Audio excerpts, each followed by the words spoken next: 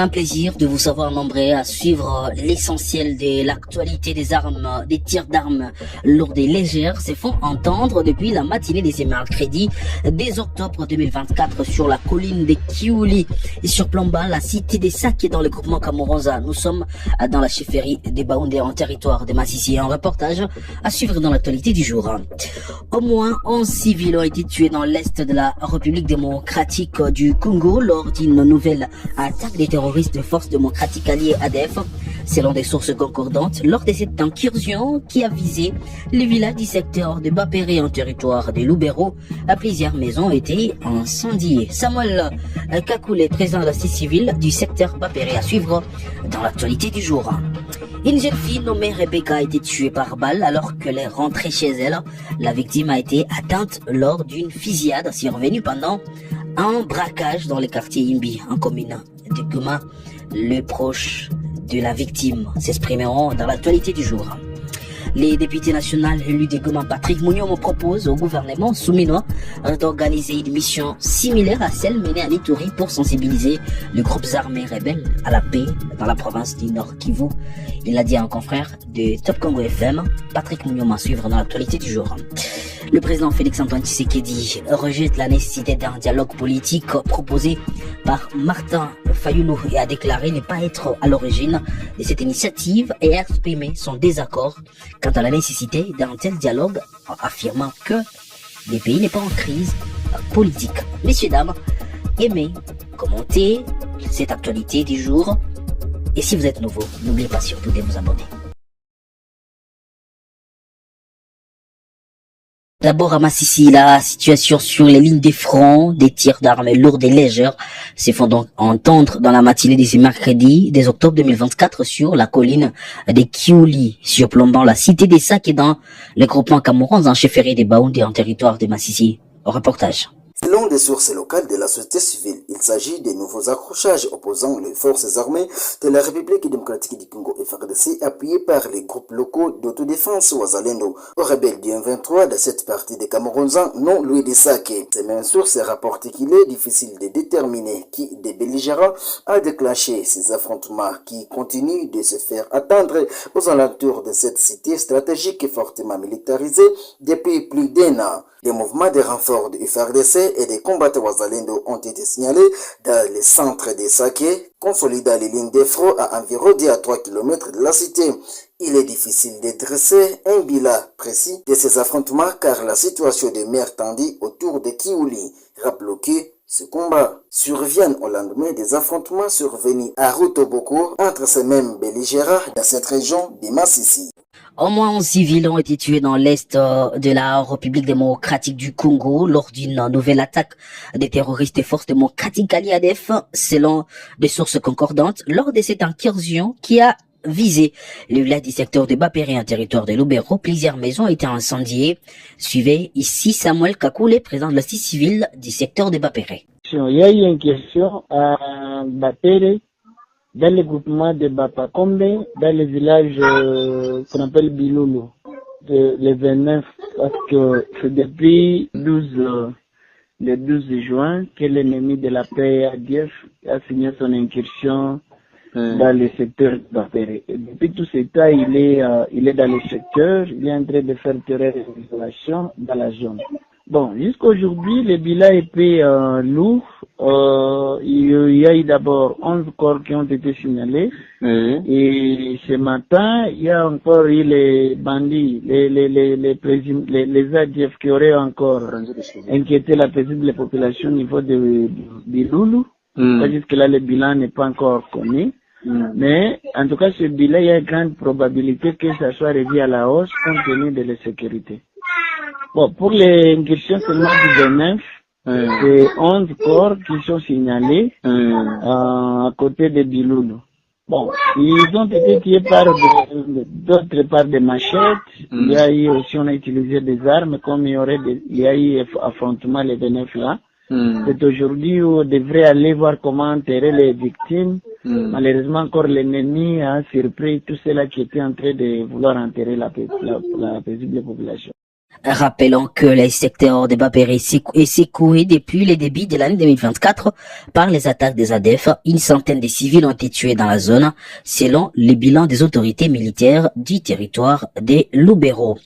À Goma, une jeune fille nommée Rebecca a été tuée par balle alors qu'elle rentrait chez elle. La victime a été atteinte lors d'une fusillade survenue pendant un braquage dans le quartier Imbi dans la commune de Goma.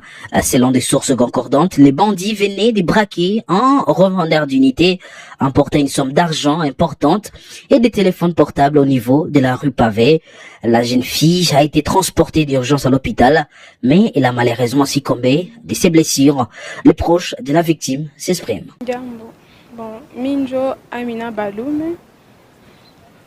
Bon, tunaomba na Rebecca. Tunakuwa na maseansi za prière chaque mardi na jeudi. Jana tulikuwa natoka kuprière ile ma 17h. Hapa chini kuselokia tunagunja hivi pale kwa akili. Pale tuko barabara. Si tuko mbele yao, si tulikuwa mbele yao, manke tunaachana tu distance ya kidogo. Tunasikia coup de feu. Bon, tunajivicha, tunaingia tu pembeni. Kutoka hako tunakuya tunakutana ni Rebecca. Na alikuwa anatoka kwa masomo, ndio akapitia kwa kanisa. Kutoka kwa masomo akapitia kwa kanisa, alikuwa angali mbleblo. Tunaona shala madamu, tunaanza simamisha ba motare. Tunaanza simamisha ba motare pale, ba motare banakatala tubebe. Akusema motare hata ba 10 bote tuko basimamisha banakatala. Cha ule mmoja malikia tubeba kama uliona kwa ile moto, ni dada malikuwa kwa ile moto tukamkokota hako tukamtosha hako ndio tukamtia kwa moto. Ndio wakambeba kwa hospitali kule kusebeka Himbi, wakamtosha kusebeka wakamtia kwenye kanyine ka dispensaire pale pembeni, kama isikayo hata. Kisha pale ndio wakamtransfere sasa kule kusebeka Ndosho. Bon, bale balikia balimutire yako, balikia iba wa mainite. Wa Airtel Money. Bakamuimba, kisha balipenda bamutire yako, batire yako ule wa Airtel Money. Kisha bale ikapata njo Rebecca mwalikuwa nyuma yetu. Mimi naweza waambia tu bashikaze tu wa monter sécurité parce que binakuwa vya grave, mtu anaanza kufa mbia juu. Parce que tulikuwa tu de passage ndio wakamutire yako. Jambo sana. Mbo mie kwanza kwa majina ni Erike Shabishimbo, niko mwanamemba wa jamaa ya Rebecca na niko mtumishi mkanisa yenye Rebecca alikuwa anatokea ndani wakati alipigiwa masasi. Paske tulikuwa surpris banamaliza priere, wakati yenye banarudia banakutanana na wale babandi banatoka pie mtu wa mainite. Wakati mtu wa mainite kwa nakimbia njoo bakaprofite kupiga masasi kakamata Rebecca. Tunakutana gouvernement na tuachilia mufaso gani hii ya kuachilia bazalendo maarume, kila mtu anatembea na arume ngisa nataka, ile inatutia mwensekirite ya ngufu sana. Hasa gouvernement yetu ingelijitahidi bayo bazalendo bebiko na maarume bebiko kufro babarudishe kufro, kama bata barudisha kufro babanyanganye maarume pour que tuishi na amani. Les députés nationaux élus de Goma, Patrick Mouniom, propose au gouvernement souminois d'organiser une mission similaire à celle menée à Ituri pour sensibiliser les groupes armés et les groupes rebelles à la paix dans la province du Nord Kivu. Il a exprimé ses souhaits lors d'une interview avec nos confrères de Top Congo FM après la mission de pacification conduite la semaine dernière à Ituri par le vice-ministre de la Défense Sami Adibango dans le but de sensibiliser les groupes armés dans cette région. Patrick Mouniom recommande au gouvernement souminois de prendre initiative similaire en faveur de la province du Nord Kivu, qui selon lui abrite de nombreux groupes armés locaux.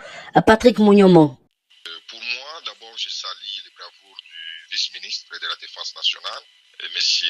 Sami Adibango, qui était notre collègue député, n'est-ce pas? Et donc, il a effectué une mission de titan à la recherche de la paix dans cette province de l'Ituri. Donc, sachant bien que sa vie était en danger, il a accepté de quitter son confort pour palper des doigts la réalité sur terrain. Cela prouve combien de fois le gouvernement soumis milite la population de la région de l'Est. C'est une mission d'urgence. Bien sûr que oui.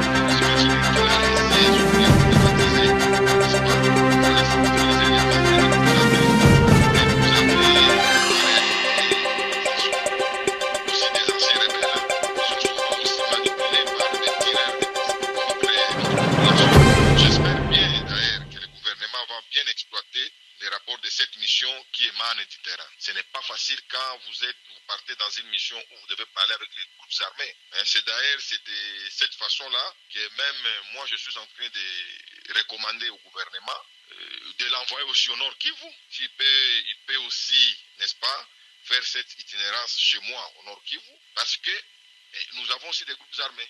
Il faut aussi les sensibiliser. Et tout Congolais doit être mobilisé pour vaincre cette coalition M23, AFC, RDF.